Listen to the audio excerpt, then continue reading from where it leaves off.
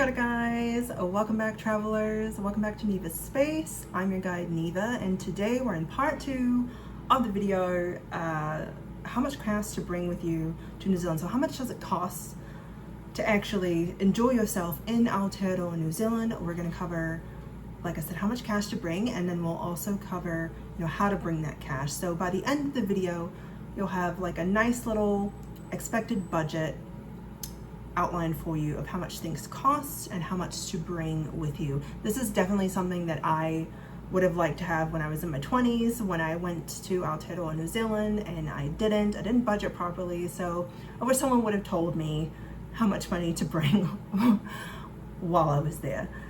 So let's dive right in.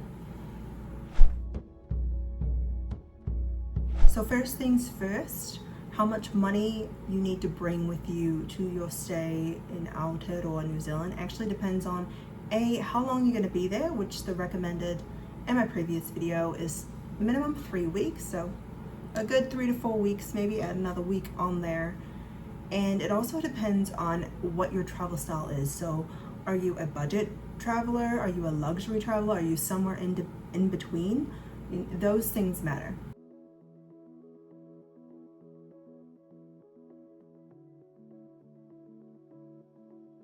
So right now, New Zealand's currency is the New Zealand dollar.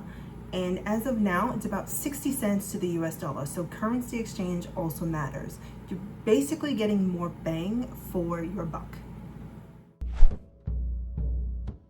Let's talk about daily expenses. So on average, a tourist to Aotearoa, New Zealand spends between $250 to $500 a day. And so if you're the type of person that's on a budget and you don't spend a lot, you might actually spend less than that, maybe $100. But the maximum, if you want to live the life of luxury, is $500. Maybe that's a minimum of the maximum, but that's just to give you a ballpark figure. So now let's break that down though. That's the overall daily expense. Food in New Zealand can be pricey, and is pricey to be honest. If you're eating out, budget at least 115 New Zealand dollars per day. So here's what you can expect. A meal at a budget cafe costs around 20 bucks, 20 New Zealand dollars, while a mid-range cafe will set you back at least 35 to 45 New Zealand dollars. A high-end cafe, maybe 3-course meal type of event, that'll be around 100 bucks to 150 bucks, and I mean New Zealand dollars. However, if you're willing to go on a budget and cook your own meals and get your own groceries, that's a minimum 200 bucks to 300 bucks per week on groceries, and that includes $20 meals if you budget right and $10 snacks. Next up, accommodation. So yes, of course, you're going to need somewhere to stay, have not forgotten. So I'm going to use Aotearoa, New Zealand's most expensive city, which is the most populated city. I'm going to use Auckland. So a hotel for 2 people on a budget is around 77 New Zealand dollars per night, and that's on a lower end in Auckland for 2 people. And that's if you're booking the hotel in November. So for November. So we want to book things between June and September, and then go to New Zealand in November, which is when the summer starts. And so if you want more central areas in Auckland, like close to all the central city areas, or as we call it, downtown, by the walks, by the water, a room can go up to about 190 New Zealand dollars per night, which is quite pricey, and that is for 2 people. And so for those on a tighter budget, hostels, backpackers, and Airbnbs, when available, are a great option. In Auckland, you can find beds and backpackers for as low as 13 bucks per night, and as well in a hostel. And for a 2-person stay at an Airbnb in Auckland, you can book a cozy 2-person cottage for a minimum of 110 USD. Okay, I'm in USD now, for 16 nights currently. So in a previous video, I said definitely include your travel time when you are traveling in Aotearoa, New Zealand. So we're going to include traveling as a daily expense, especially gas if you're renting a car. So gas, or petrol as they call it, is $2.91 New Zealand dollars per litre. That's around 10 New Zealand dollars per gallon, which is $6 per gallon.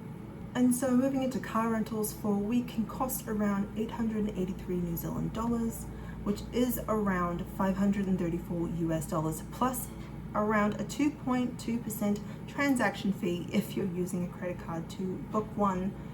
But if you prefer buses, intercity options start at around 10 New Zealand dollars, and there are flexible passes that include the Inter-Islander ferry to get to and from the South Island.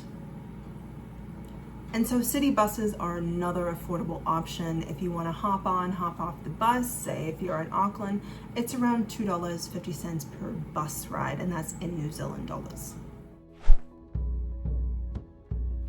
So let's talk about activities. So New Zealand is a outside door adventurous paradise. It's also a bird lover's paradise. If you want to see some bird watching areas or some hiking trails, just click this video up here. But you know, your activities are going to factor into your daily expense. So in another video, I did say that mountain biking is free. Most of the parks are free unless you want to have shuttle passes. However, it's free if you bring your own bike, but if you want to rent a bike, that will cost you.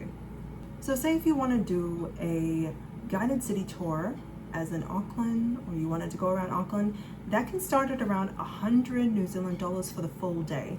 And museums, if you wanted to go to the museum, typically suggest a donation for residents, but they do charge around 26 New Zealand dollars per visit, and that's for adults.